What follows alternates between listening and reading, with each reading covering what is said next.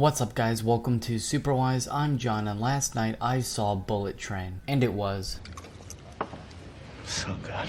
I loved it. I had a blast of a time. It was so fun. First off, the directing. David Leitch is an awesome director. It's so kinetic and fun and fast-paced. You just have a blast of a time watching it. The shots are just so stylized. There's a sequence with a Fiji bottle. It's so well handled. The story has so many twists and turns. It's just so engaging. The exposition is told in such a kinetic, fun way that it doesn't feel forced down your throat. It's just really fun to watch. You get invested in these characters, and the character interactions are really fun. The highlights of the movie are Aaron Taylor-Johnson and Brian Tyree Henry. Their chemistry is great. They are so fun to watch. And Aaron Taylor-Johnson I've always loved as an actor, but watching him here is a reminder of how great of an actor he is. Sony saw this movie and cast him as Kraven.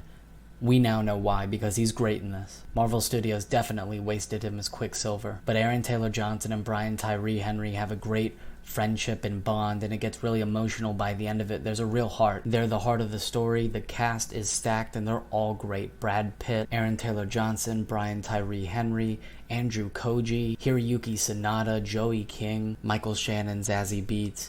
There are two surprise cameos that I was not expecting at all, and I absolutely loved. The entire cast is used effectively. The action is awesome. It gets crazy in the third act.